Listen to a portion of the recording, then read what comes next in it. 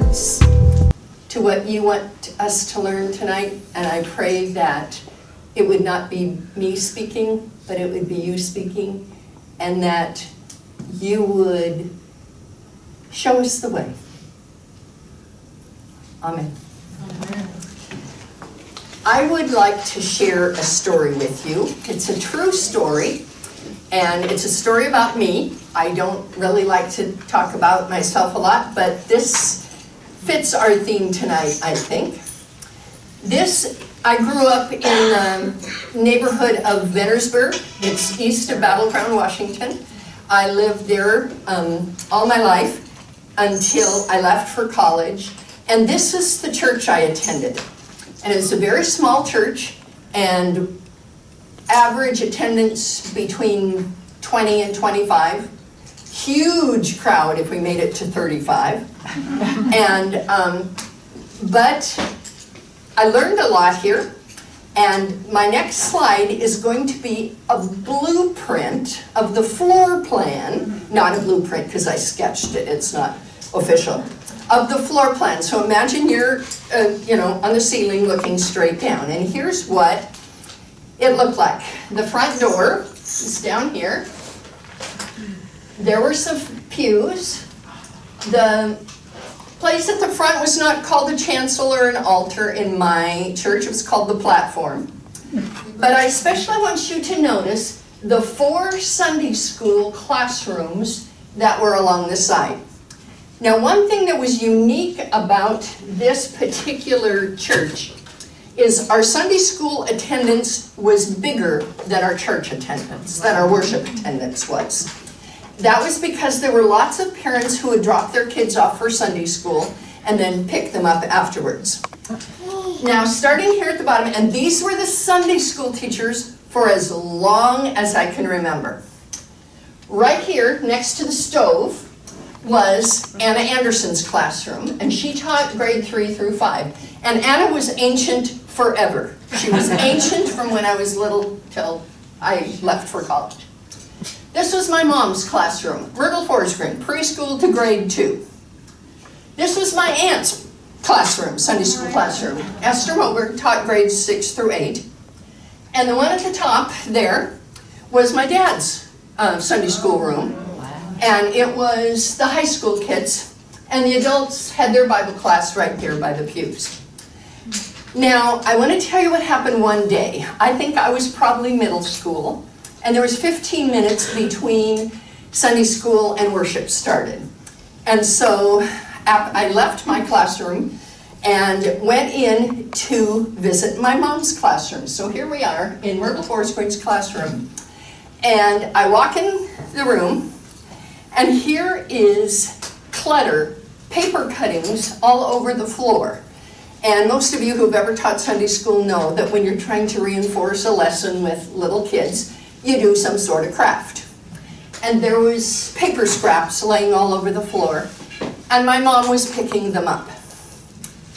And in my self-righteous way that only middle school children can be, I said, "Mom, why are you picking their paper scraps up off the floor for them?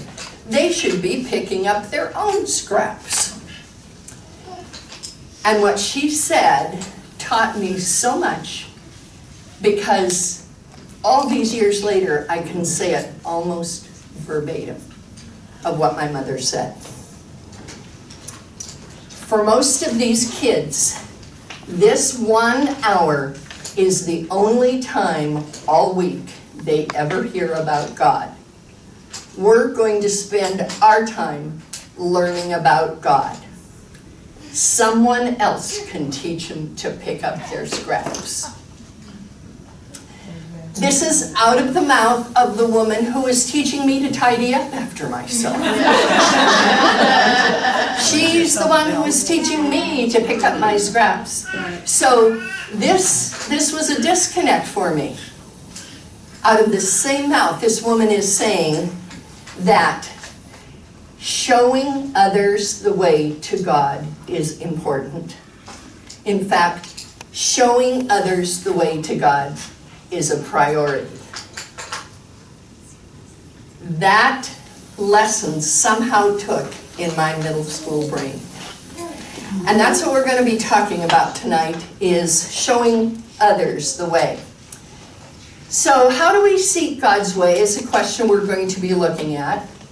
And then when Mel called me a couple months ago and talked to me and said, how does God use us to show others the way? Specifically women. How does God use women to show others the way to God?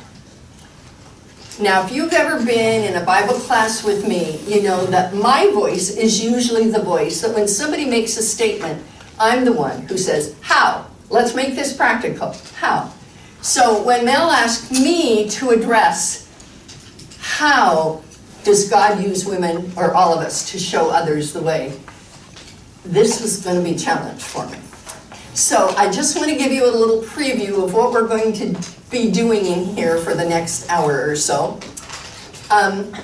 Number one, I will share some thoughts, so your job is mainly listening. Then the second thing we're going to do is you will have 2 questions I'm going to hand out on a piece of paper later to ponder privately. Then you're going to share your answers with a small group, and then hopefully your small group will be able to share answers with all of us, and then we'll pray to close this session. And you can see I wrote down beach bonfire on a different day than today. But I don't know if you'll want to take any notes or not. If you do, there's a page right in front of the red divider. Right in front of the red divider. That's a big, wide open page for you, too. So we're going to begin by looking at some of God's adventurous women. And we're going to look at God's adventurous women in the Bible. And actually, that's kind of divided into 2 parts. We're going to look at some Old Testament women and some New Testament women. We're going to look at God's adventurous women in the last century. And we're going to look at God's adventurous women in this room. So, first of all, let's go to God's adventurous women from the Old Testament. So first I'm going to talk about some famous names. The women who were right on the front lines of God's adventure. And while we're looking at them, we'll see how did God use this woman to show others the way. So we could be here for hours if I were to give you long biographical sketches of some of these women. And so I'm just going to give you a little teeny sneak preview of some of these women. So, famous women on the front lines of God's adventure in the Old Testament. If any of you have ever read the book of Judges, Deborah was the only female judge. Now this is the time the children of Israel had, or the Hebrew children had been exiled to Egypt. Moses brought them out of Egypt. They were back in the promised land. They weren't doing a really good job of letting God be their ruler, and so they needed judges. It was before kings, but after they were in the promised land. All of the other judges were really warriors. They were more like military leaders. Deborah is one of the few who actually did some adjudicating. People came to her to make judgments and to solve their problems and to solve their interactions. But she did, win some battles too. But Deborah was a woman with a great deal of authority and wisdom that they really looked up to. Esther, you might know, she has an entire book of the Bible named after her.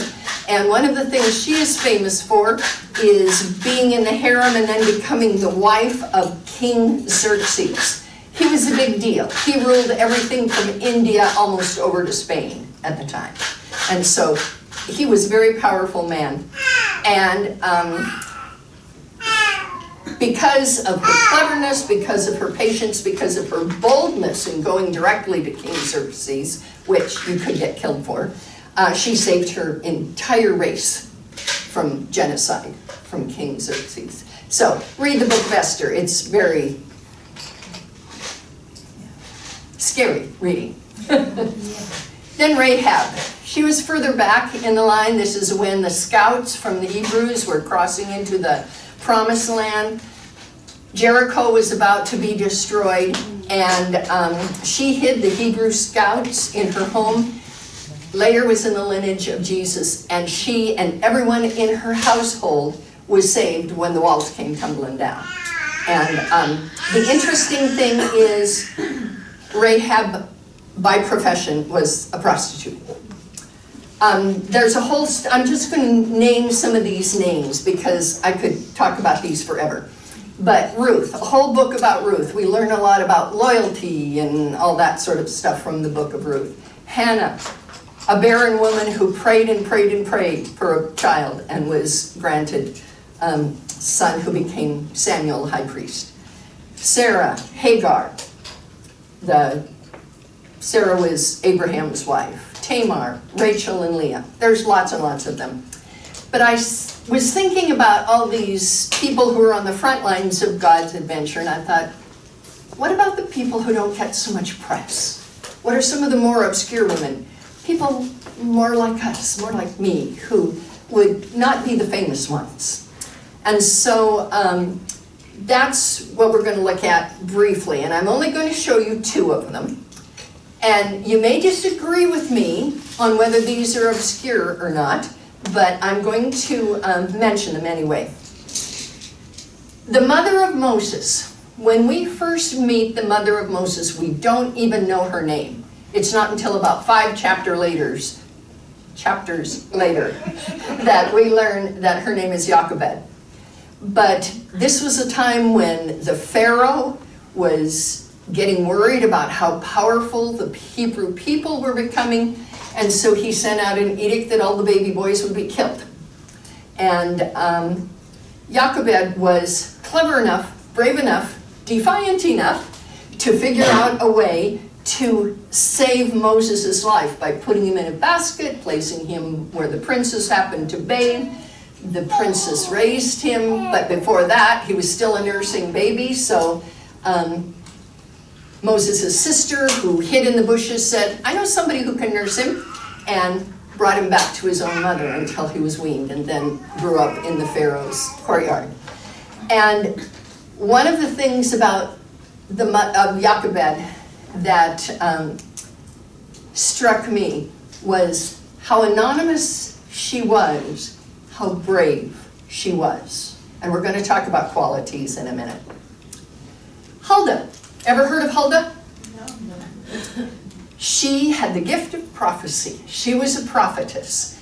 And once we got to the part of the Hebrew history when they had kings, there were a whole bunch of really evil kings who completely forgot the way of God. And then there was King Josiah, and he was one godly king. And he found some old scrolls and got rid of some altars and things. And then he kind of wanted to know what might happen. So he called for Huldah the prophetess to come and advise him.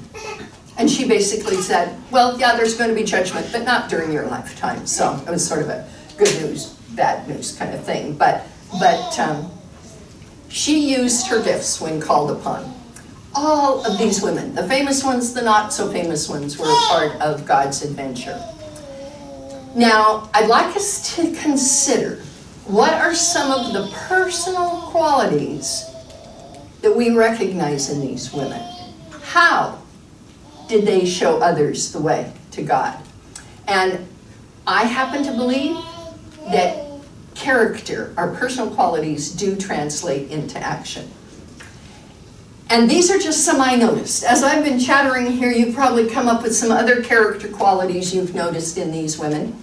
And if you don't have to take notes of all of these. The qualities, I'm going to give you a handout later. So, but these are just the ones I noticed. Courage, ingenuity, putting your baby in a basket in the reeds next to where the Pharaoh's daughter takes a bath. That's clever. Risk-taking. Then in Huldah's case, using the gifts God has given you, spirit of availability, speaking the truth to power. Those are just some that I happen to notice. You probably came up with others. So remember, all these women were a part of God's adventure. Big part, little part, everything in between. So let's go on to some New Testament. some famous names who are on the front lines of God's adventure there. And I'm just going to go through these super fast because I don't know if you've known these, depends on how much Bible background you've had. Mary, Jesus' mother, Mary of Magdala, Mary and Martha.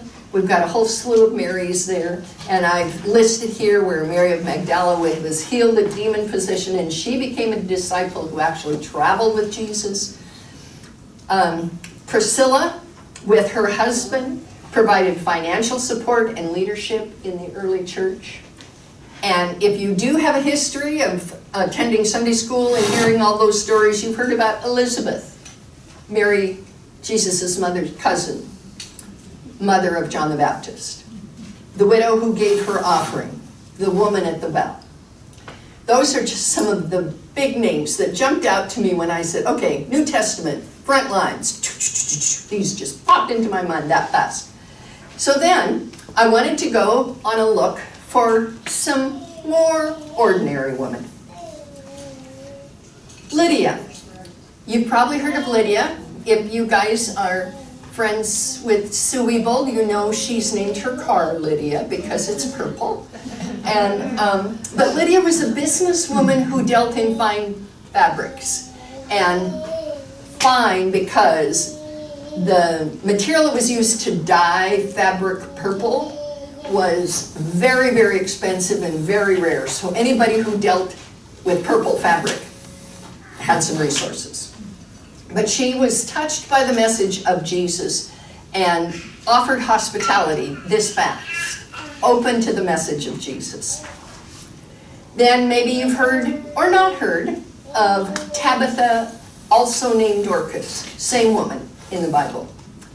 And she was actually healed by Peter, resurrected by some accounts, full of good works and dignity.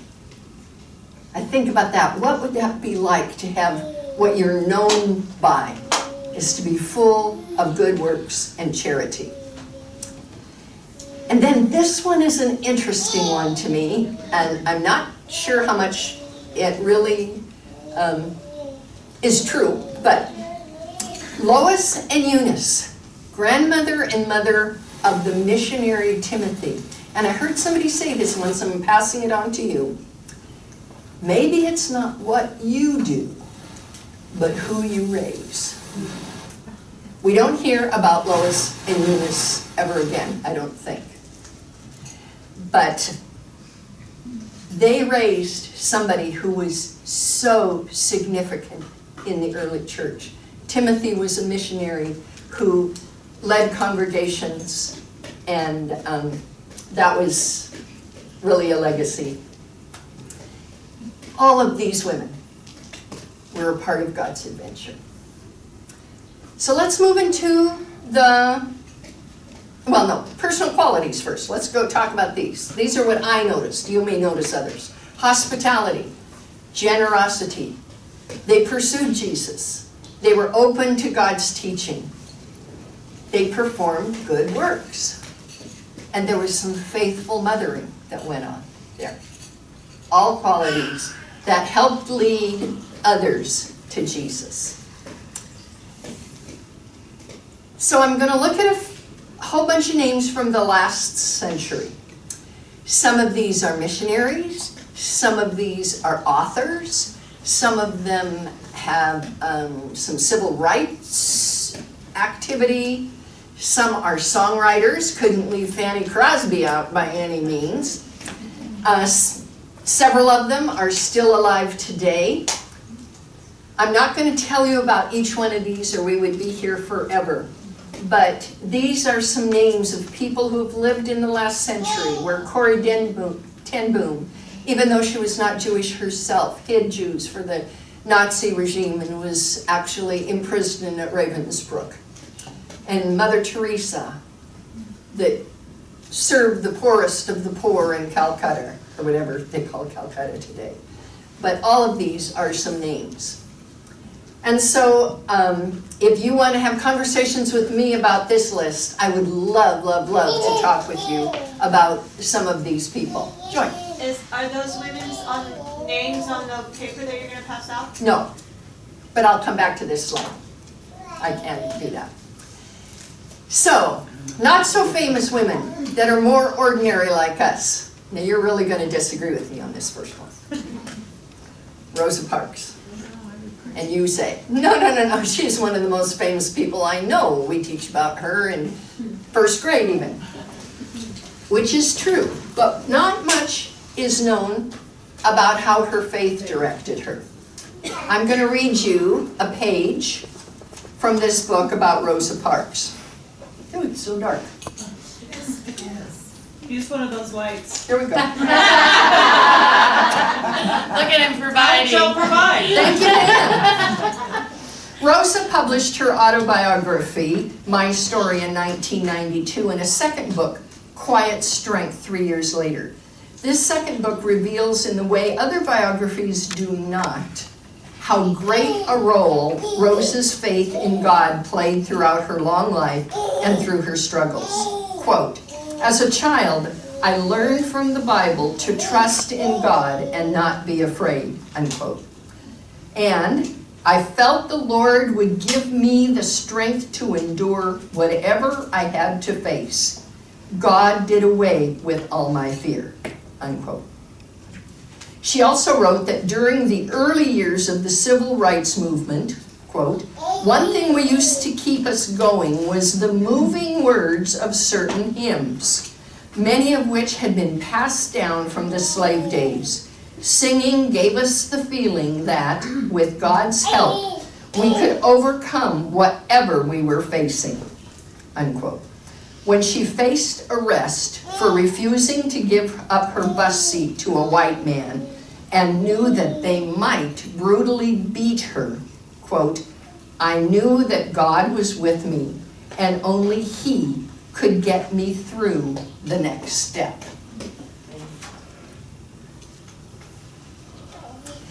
Saint Maria of Paris.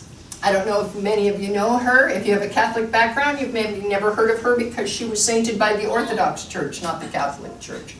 But she was a person who had been married twice. She was the mother of 3, born as a Russian noblewoman. She was very active in the French resistance of World War II. But I would love to have you read more about Saint Maria of Paris, because she also died in a Nazi concentration camp for trying to protect Jewish people during the Nazi regime. And but she is not like any nun you've ever read about before. She actually had her second marriage annulled so she could become a nun. And she writes,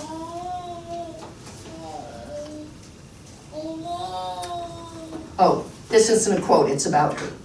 "She saw herself and all Christians as charged by God to live out the true faith in action and not let the voices of traditionalism quench the fire to serve God by loving and serving others." So,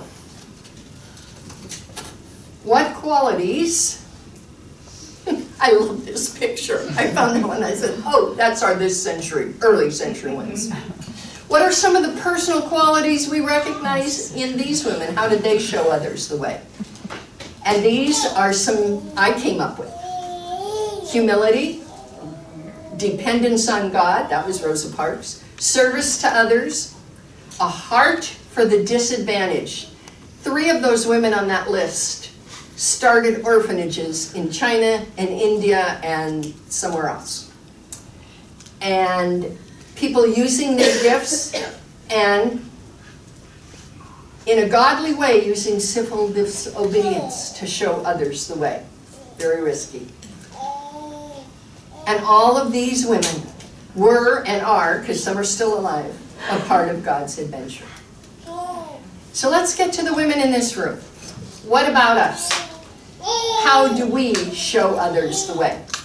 And I'm going to ask you, address that with 3 questions. From all these women I've just given you backgrounds to, what stood out in these women's actions and attitudes on their adventure with God? What are the personal qualities these women possessed, which we've talked about? And how can I feel a bit more encouraged on my adventure? Those are the three I want to talk about. So, what stood out in these women's actions and attitudes on their adventure with God? What's encouraging to me is they used gifts they already had. They didn't go searching for something else. The gifts that God had already given them, they used what they had.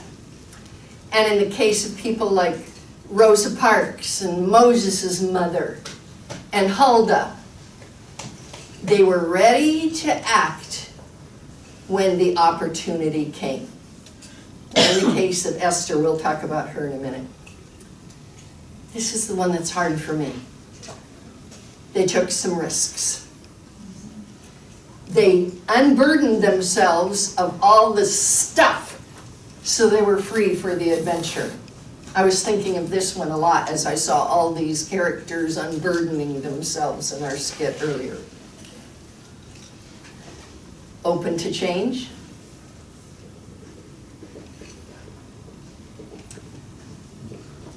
This one is interesting to me because as you read about these women, many times, especially the ones in the biblical account, this happened, and then 40 years later this happened, and then a while later this happened in their lives. The really big highlighted events came now and then. They lived a lot of ordinary days. A lot of ordinary days. Question number 2. What are the personal qualities these women possessed? I'm going to hand you a paper in a little bit that has the list I came up with. You are welcome to add a lot more qualities. But this is a question that I pondered as I was thinking about all these women from the last century and from the Old Testament and the New Testament. How could the qualities that I do have, I already possess, benefit the people I love, others, maybe even strangers, and me on a great adventure? And how can I feel a bit more encouraged about my own adventure? And this is, I'm finally getting to the question Mel asked me to answer. So all that was background for what I'm going to share with you right now, okay? Okay, number 1, pray for God to reveal the next right step to you. Now, those of you who have heard this phrase a lot, the next right step, it's actually a song in Frozen 2. I think somebody sings a song in that about in Frozen. And it actually came out a century ago in psychotherapy. Taking the next right step is used by every 12-step recovery program on the face of the earth. But it's powerful. That we don't have to see the whole path that's ahead. What's the next step? Is it making a phone call? Is it inviting a friend over for coffee? What is the next right step? And that's the part that you can pray for God to reveal to you. And I've got a guidebook verse for you here too. Be strong and courageous. Do not be afraid or terrified, for the Lord your God goes with you. He will never leave you nor forsake you. This is the verse I wrote on my passport thing on my door. I love this verse. Okay, what's the next thing we can do to be more encouraged? Pay attention. This was my word of the year a couple of years ago. Pay attention to the qualities may God want to develop in you and to the circumstances around you. Try to develop that habit of noticing. Noticing when the circumstances around you might include you. Instead of being a spectator, to be a participant. You know, all of us can go to a soccer game, but we're not soccer players. We can go to a football game, but we don't become football players. And I guess the question that I would add here is, what takes us out of the stands and onto the playing field? That's the adventure. out of the stands and into the playing field. And if you've read the book of Esther, this is the famous line that she has been given when she says, why am I going through all this? And who knows whether you have not come to the kingdom for such a time as this. Question, or statement 3. Pray, pay attention. Yeah, there it's alliterate. Sorry, I had to alliterize here. Breath prayer. Prioritize stillness. Taking time to rest. Taking time to breathe prayer. Mel just shared with us, be still and know that I am God, from Psalm 46:10. Marianne Radmacher is a person who I love a lot of her gems of wisdom. The circle of wellness is supported by both movement and stillness. So powerful. Not excess of either one. It is in the quiet meditation that we more readily hear the voice of God. Not when we're racing. So, prioritize stillness. Pray, pay attention, prioritize stillness, and realize this is a process. This next sentence is interesting. Celebrate that we will continue to be refined and changed on our journey. I didn't start with celebrate. I wrote this sentence and put down realize that we will continue to be. And then I deleted that and wrote down recognize or acknowledge that we will be. And I thought, you know what? This is worth celebrating. Knowing that God is in the business of refining us and changing us and transforming us. That's worth more than realizing or acknowledging. That's worth celebrating. So, the guidebook verse here, behold, I am doing a new thing. Now it springs forth. Do you not perceive it? I will make a way in the wilderness and rivers in the desert. From Isaiah. And in the early 70s, this was circulating as a little catchphrase. Please be patient. God is not finished with me yet. Like that. So pray, pay attention, prioritize stillness, celebrate that this is a process we're on. A couple more. Number 5, and here's where we need each other, the women in this room, we need each other, people.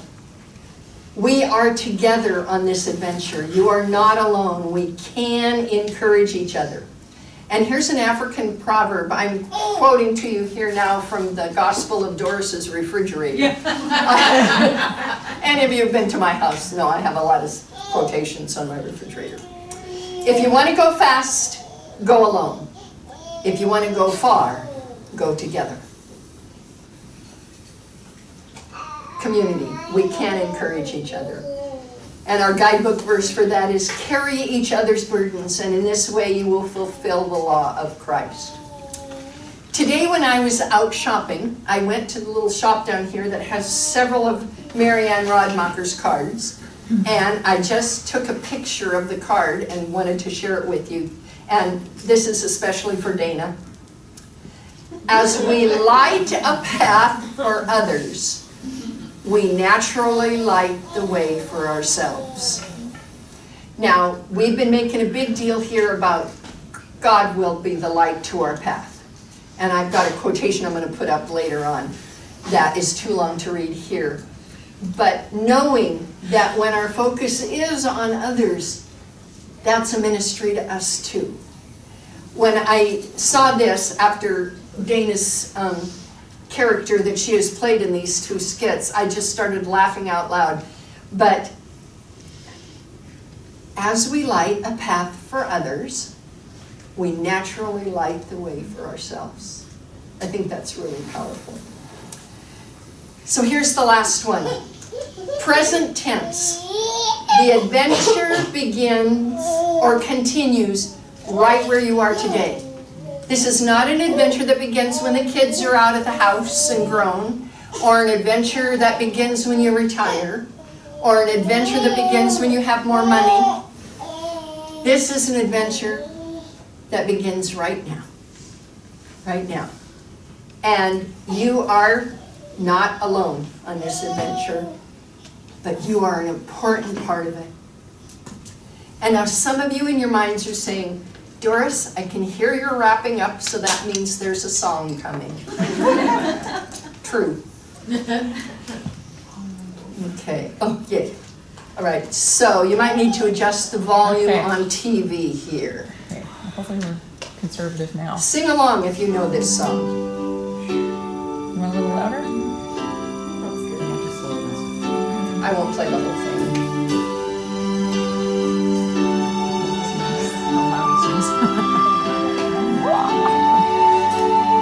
God will make a way where there seems to be no way. He works in ways we cannot see. He will make a way for me.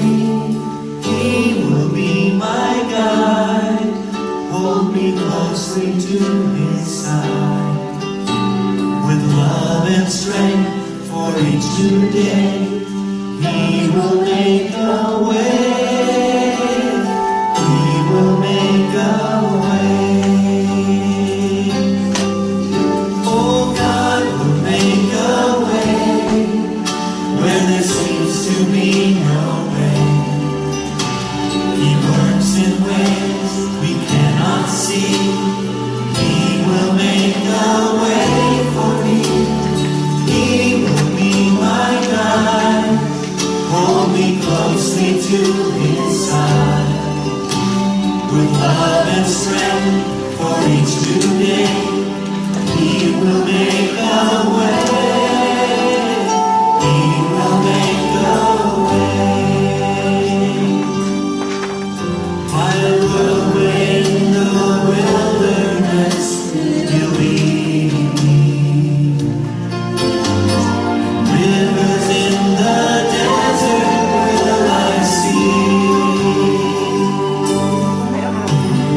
Heaven and earth will fade, but his word will still remain. And he will do something new today. Oh, God will make a way where there seems to be no way. He works in ways we cannot see. He will make a way for me.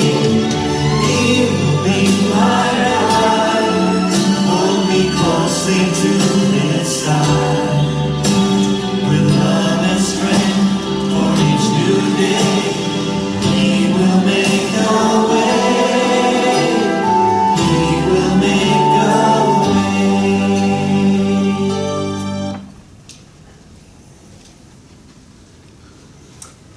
So, for our night tonight, we finished number 1.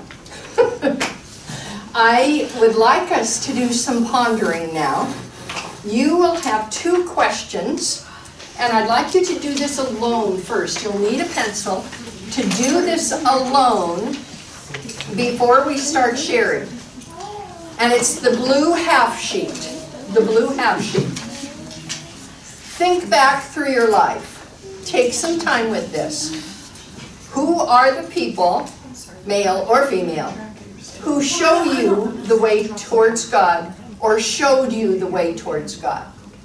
And then the second question is, if you can, write down what those people do or those people did to show you the way to God.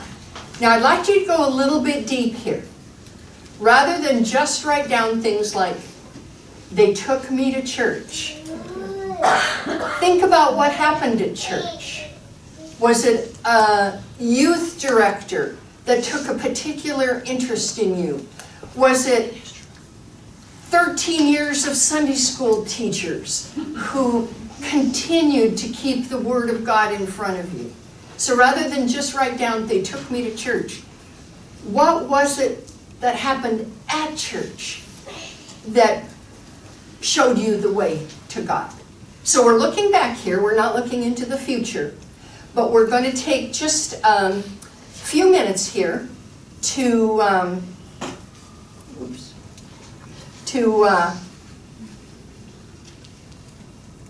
ponder this, and then we'll share. So, go ahead.